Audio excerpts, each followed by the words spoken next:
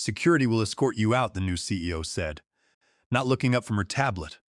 Eleanor Sinclair said it with the casual boredom of someone ordering a latte. I did not move. I did not blink.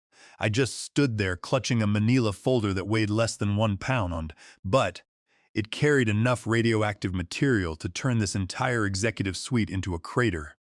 But before I tell you about the bomb in that folder, you need to understand how the fuse was lit.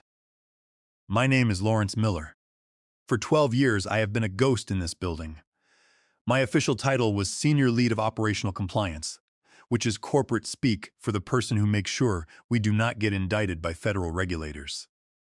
I worked for Atlas Logistics, a multinational shipping giant that moves cargo across borders without getting flagged by customs. Under our old founder, Franklin Henderson, this company was boring. In logistics, boring is beautiful.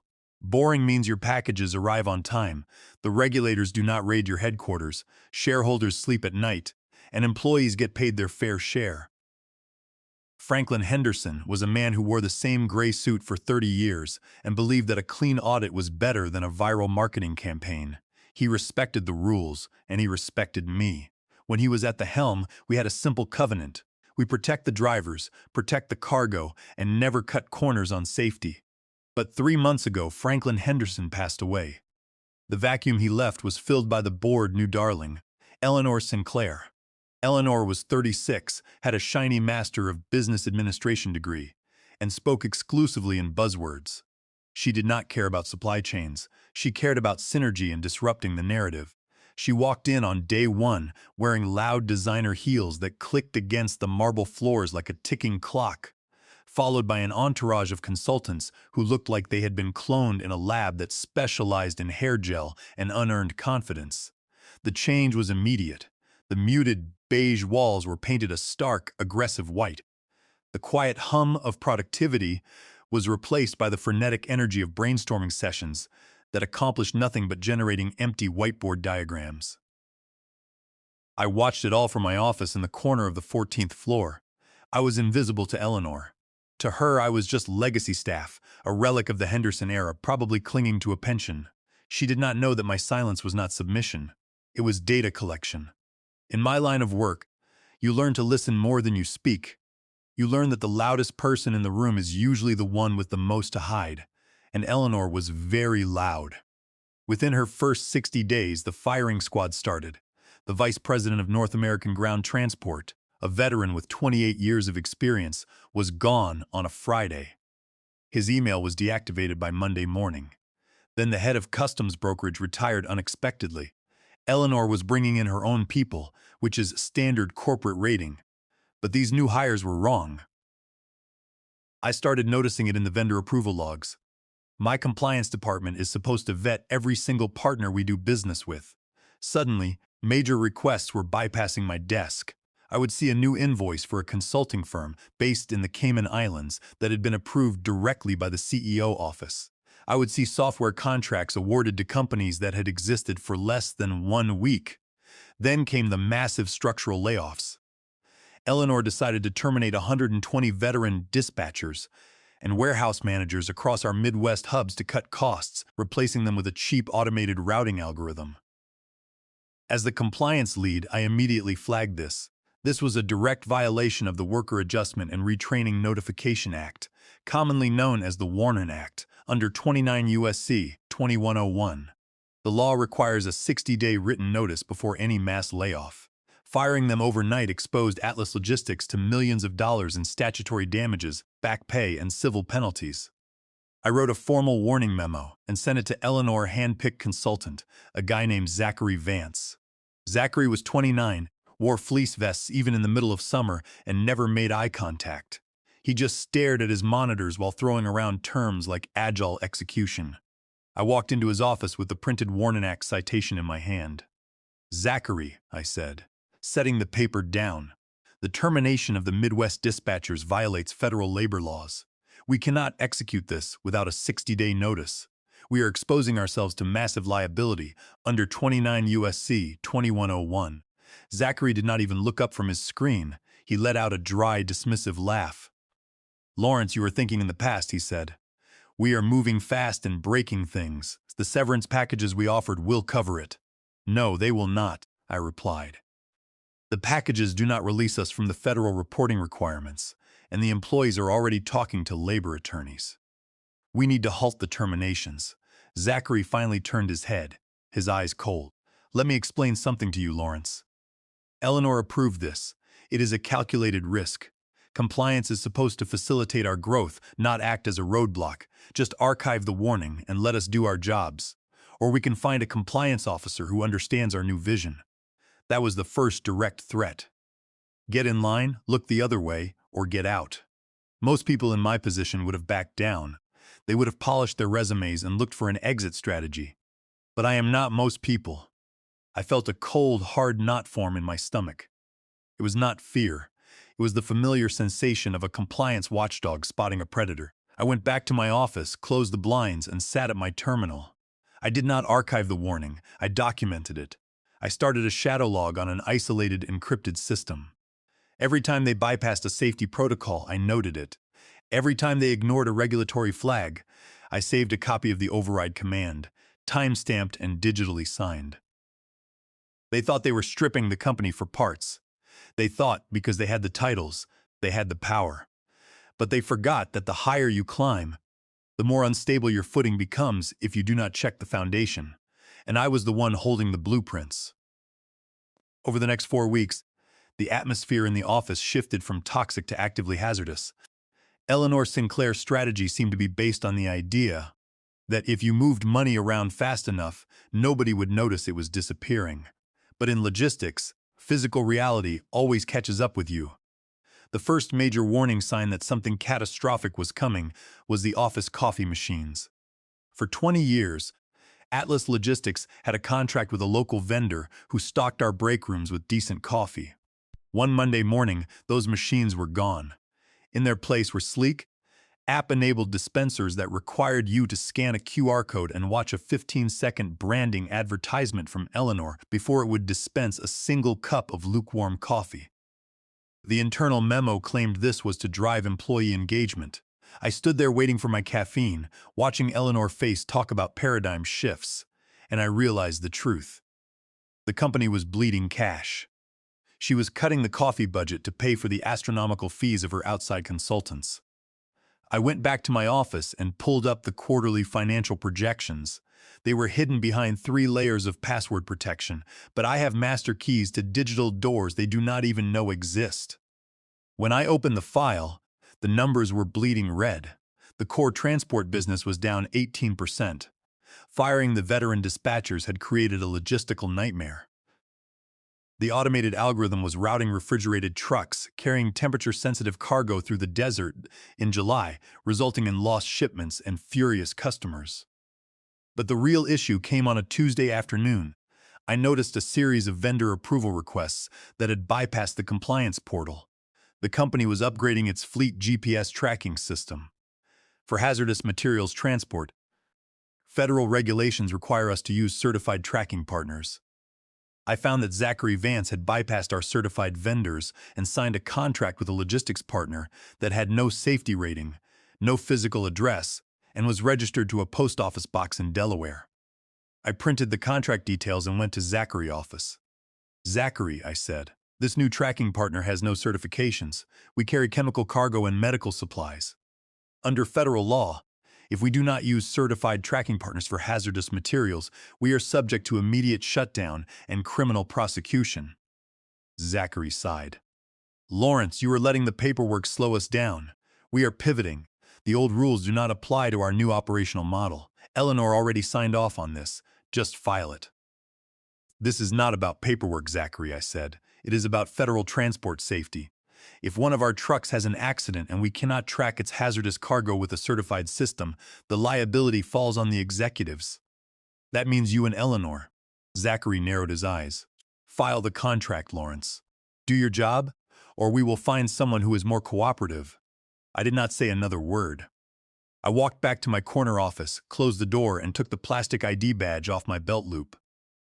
The badge was peeling at the edges, and the photo on the front was from 10 years ago. Eleanor had laughed at it in the elevator, telling me I needed to update my corporate headshot to match our new modern brand. She had no idea what that plastic badge was capable of doing. 2 years ago, after a minor financial scandal involving a regional manager in Chicago, the old board of directors had panicked. They wanted a failsafe to ensure that if the executive team ever went rogue, there would be an immutable record. They had secretly authorized Project Glasshouse. They gave me a custom ID badge. To the naked eye, it looked identical to every other employee badge. But inside the RFID chip, there was a secondary encryption layer. Every time I swiped into a secure room, the boardroom, the server room, the executive archives, the badge did not just unlock the door. It initiated a passive recording of the room metadata. It logged who was present, how long they stayed, and it digitally notarized any documents projected on the smart screens or shared on the secure local network. Eleanor had no idea this system existed. On Thursday morning, an email landed in my inbox from the new HR director, Ashley. The email stated that all legacy RFID badges would be deactivated on Friday at 5 p.m. to make way for a new facial recognition system. Ashley came to my door 30 minutes later. "Lawrence," she said, "we need to collect your old RFID badge. We are recycling the plastic. I will bring it down before the deadline, Ashley," I replied, keeping my voice calm. "I have a compliance audit to finish." "Great. Just make sure you do it by 5 p.m. on Friday. Once the database is wiped, the old codes are gone." She left, and I looked at the badge on my desk. To them, it was a piece of trash. To me, it was the black box of a crashing airplane. I had less than 36 hours. I spent the next day and a half attending every single meeting I could get myself into. I badged into the records room where consultants were shredding physical contracts. I sat in the back of the conference room where Zachary discussed shifting cargo liabilities to independent drivers, a direct violation of transport law. My badge hung from my hip, quietly capturing the digital footprint of their activities. By Friday morning, I could feel the circle closing. My access to the main database was glitching, and my email password was forced to reset twice. They were trying to squeeze me out, hoping I would quit so they could avoid paying my severance package. At 11 a.m., a calendar invite appeared on my screen. Title: Operational Compliance Review. Host: Eleanor Sinclair. Attendees: Lawrence Miller, Ronald Pearson. Location: Boardroom A. Time: 2 p.m. Friday. The execution was scheduled. I went downstairs, bought a sandwich I could not taste, and sat on a park bench across the street. I looked up at the glass tower. I checked my watch. It was 1:50 p.m. I walked back into the lobby, took the elevator to the 14th floor, and walked toward Boardroom A. I took my badge, swiped it on the reader, and watched the light turn green. The reader logged my entry: user Lawrence Miller, time 1:59 p.m., and the hidden code inside the badge whispered to the secure server, starting the final recording. The air inside Boardroom A was kept at 65 degrees. Eleanor Sinclair liked the temperature freezing. She claimed it kept people focused, but I knew she just enjoyed watching her employees shiver. She did not look up when I walked in. She was tapping away on her tablet, her face set in an expression of intense busyness. Ronald Pearson, our general counsel, sat next to her. Ronald looked terrible, staring down at the mahogany table. I did not sit down. I stood at the end of the table and placed my manila folder on the wood. The quiet thud of the paper sounded like a gunshot in the silent room. Eleanor stopped tapping. She did not look at me. She looked at Ronald. "Go ahead, Ronald," she said, her voice flat. She picked up a bottle of sparkling water and opened it. Ronald cleared his throat. "Lawrence, thank you for joining us."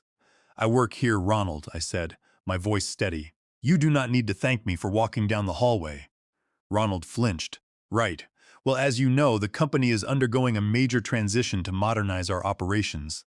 In evaluating the structure of our departments, the board has decided to eliminate the standalone compliance function." "Eliminate compliance," I said. "You are firing the brakes on a speeding car." "We are streamlining," Eleanor interrupted, finally looking up.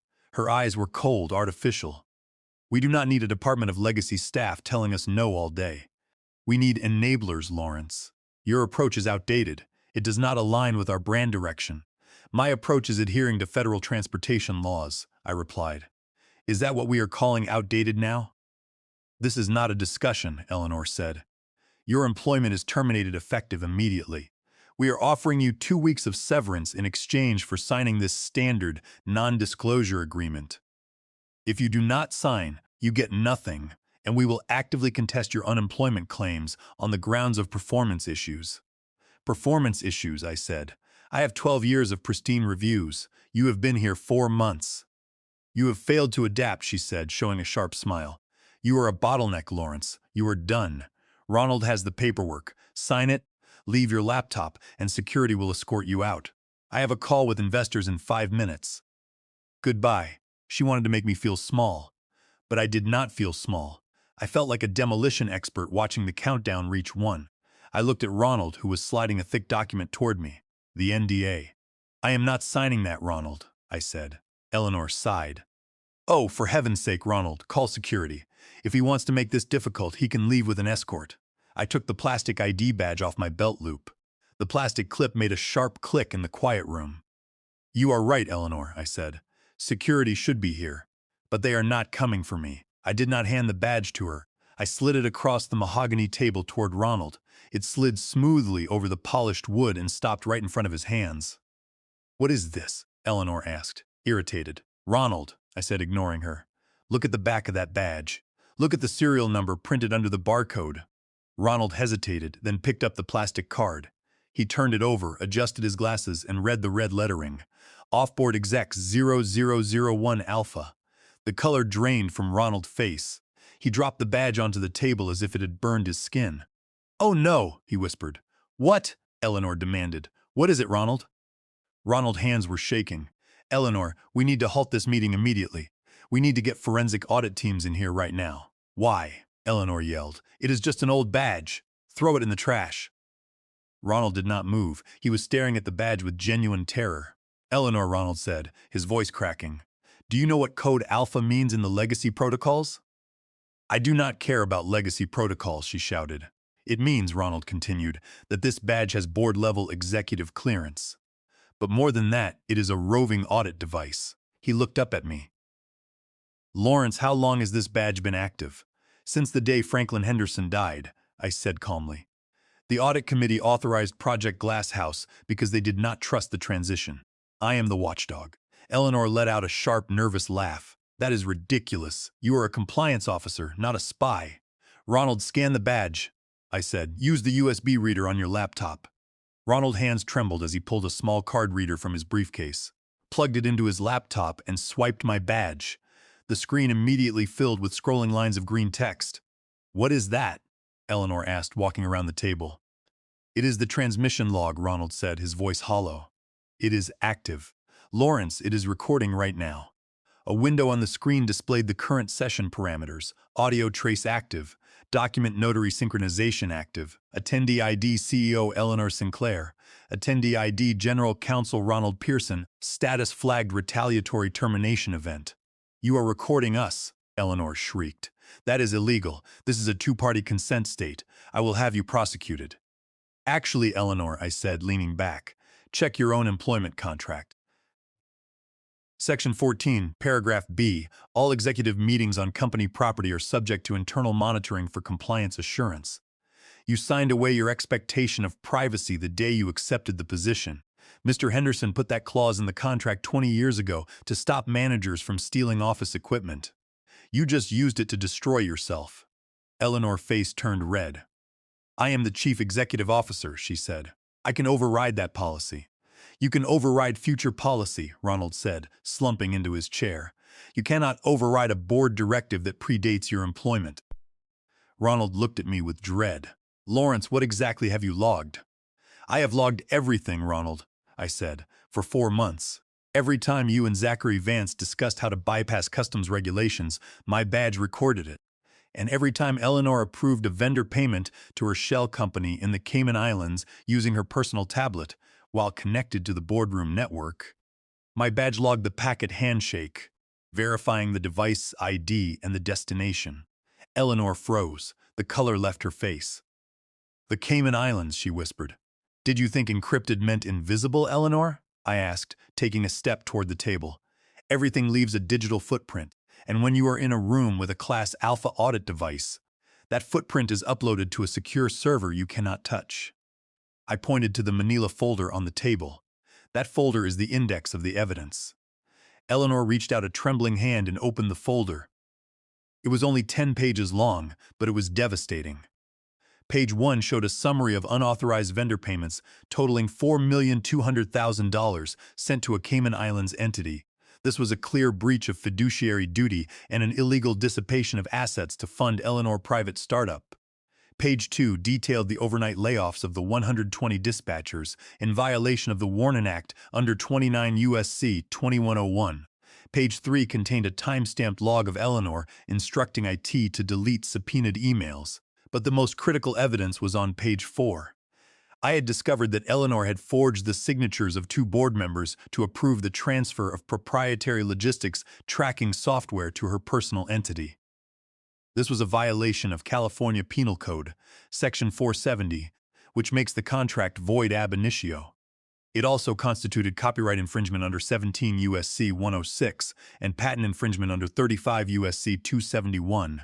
Eleanor stared at the documents, her lips parting but no sound coming out. "This is impossible," she finally stammered. "It is reality," I replied.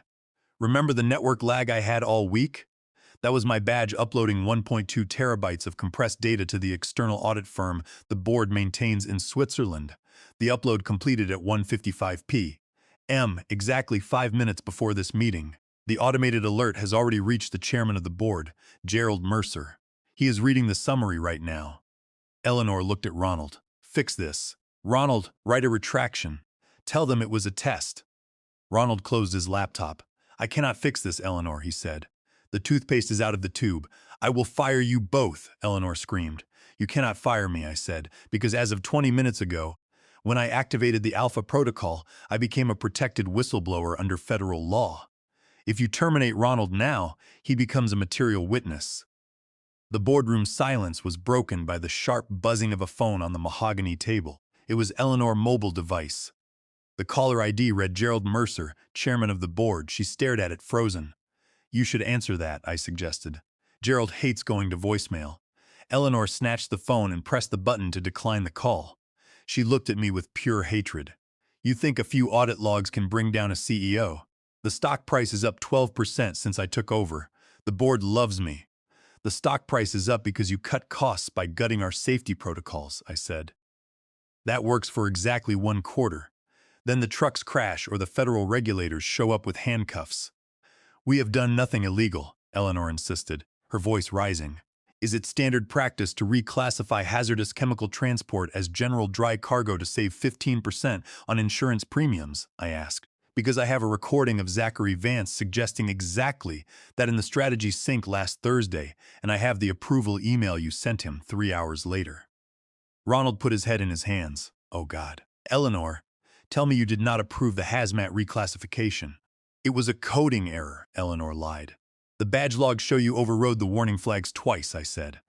"That is willful negligence. In our industry, that is not a firing offense. That is a 10-year sentence in federal prison." Eleanor began pacing the room, her heels clicking. "Zachary," she muttered. "Zachary proposed it. It was his project. He will take the fall." I smiled. "Ah, the bus arrives, and you are already throwing him under the wheels."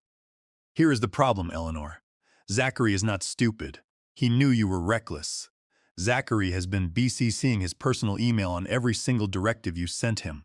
He was building his own insurance policy. But unlike me, he did it by stealing proprietary logistics code. When the investigators arrive, he is going to hand over everything to save himself." Eleanor stopped pacing. The reality was finally sinking in.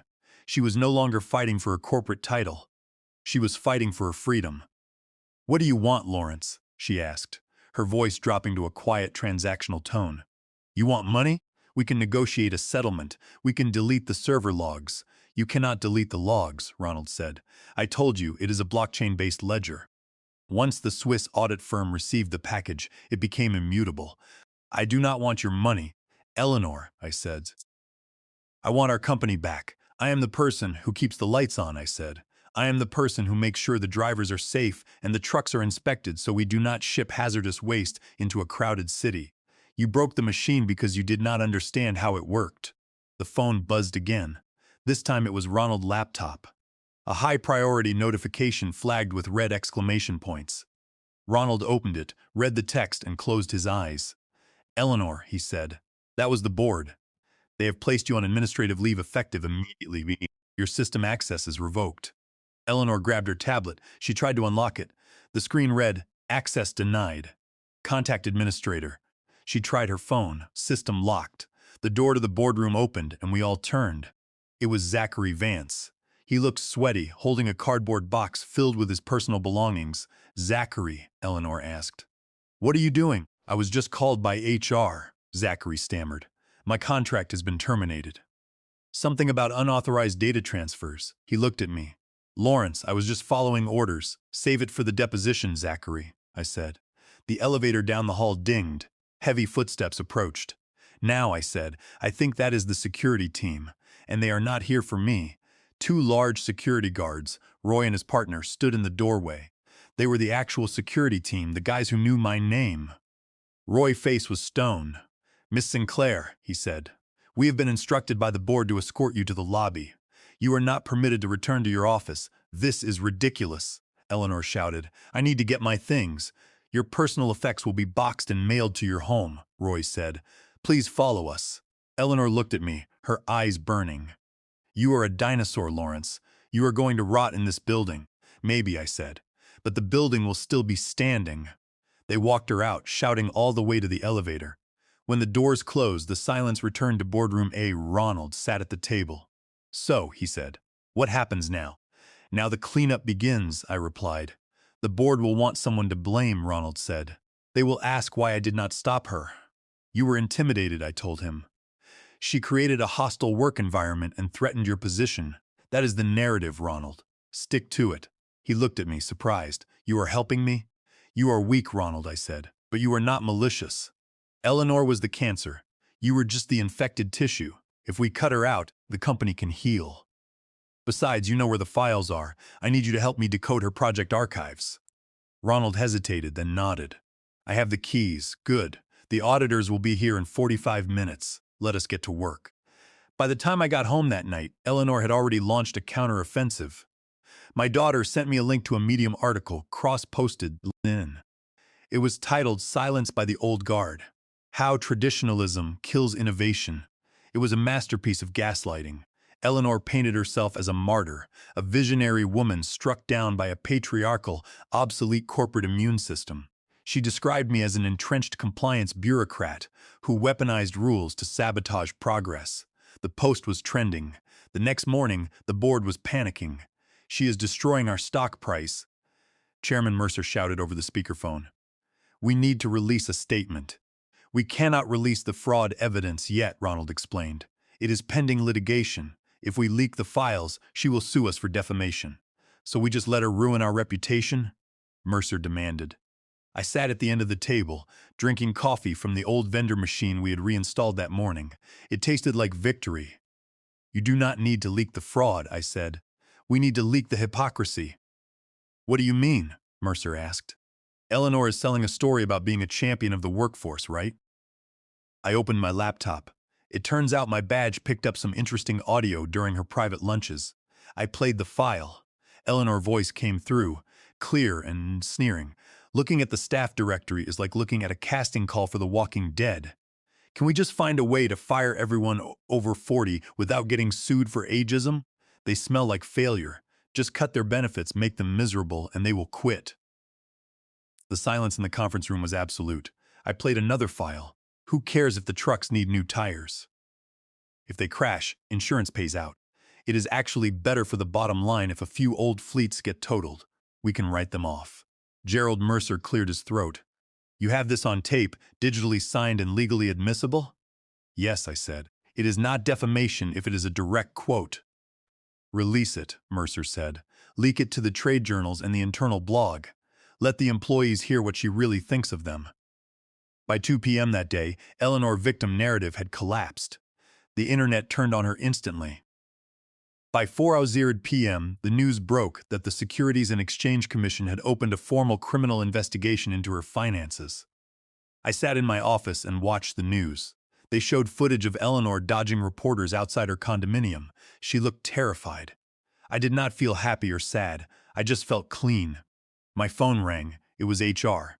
Lawrence, the employee representative wants you to come down to the lobby. When I walked out of the elevator, the lobby was packed with the people who did the actual work. Dispatchers, drivers, mechanics, and analysts. They did not cheer, but they stopped talking. They looked at me, and one by one they nodded. It was better than applause. Hank, the lead fleet maintenance manager, stepped forward. Heard we are getting our tire budget back. He grunted. Approved it this morning, Hank, I said. Good, he said, because I was not going to let my drivers go out on those roads another week. Thanks, Lawrence. He extended a hand, and I shook it. That was the celebration. A handshake and a confirmation that we were going to be safe.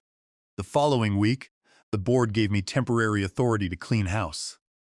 I terminated Zachary Vance's contract, fired the Synergy consultants, and dismissed the entire external advisory team. We stripped the white paint off the walls and brought back the warm beige. We rehired the vice president of ground transport. The office quieted down, replaced by the steady, rhythmic hum of logistics. On Friday, Chairman Mercer flew in and called a private meeting with me in boardroom A. Lawrence, he said. You did an incredible job. You saved this company from ruin. I did my job, sir, I replied. Yes, but now the crisis is over, Mercer said slowly. And the board feels uncomfortable with the idea of a permanent internal surveillance officer with that level of clearance. He slid a piece of paper across the table. It was a check for a very large sum of money. We would like to offer you early retirement, he said. Full benefits, a double pension, and this bonus in exchange for your badge and the deletion of the archives. I looked at the check. It was enough to buy a house on the coast. I looked at Mercer. He was smiling, but his eyes were hard. He wanted the watchdog gone. I reached for the check, picked it up, and tore it in half. Mercer's smile vanished. Lawrence, that is a very generous offer. It is, I said. But you are missing the point, Mr. Mercer. I did not save this company for you. I saved it for Hank in maintenance. I am not retiring, and I am not deleting the archives, because if I do, who is going to stop the next CEO? Who is going to stop you if you decide to cut the safety budget to boost your next quarterly bonus? Mercer stiffened. Are you threatening the board? No, I said. I am ensuring it. As long as I am here, everyone plays by the rules, including you. I stood up. I will be in my office on the 14th floor. If you need me, send an email. I will be watching. 3 months later, the office is boring again. It is wonderful. The walls are beige, the coffee is average, and the stock price is stabilized. We are paying dividends again. Eleanor Sinclair took a plea deal. She was sentenced to 18 months in a minimum security facility, followed by 5 years of probation, and is banned from serving as an officer of a public company for life. Zachary Vance cooperated and received probation and a heavy fine. As for me, my title has changed. Chief Integrity Officer. It is a new title, but it comes with a raise and a permanent seat at the board meetings. New hires are warned about me on their first day. Do not cut corners, the veterans whisper. Lawrence will know. Lawrence always knows. Tonight, I am the last one in the building. I walk to the window and look out at the city. The lights of the logistics hub down at the port are twinkling. Trucks are moving, planes are landing, and the cargo is flowing safely. I touch the badge on my hip. The little red light pulses once, slow and steady. Watchdog active. System secure. I turn off the light and walk out. My boots click on the linoleum, a solid, sensible sound as I head toward the elevator, ready to do it all again tomorrow.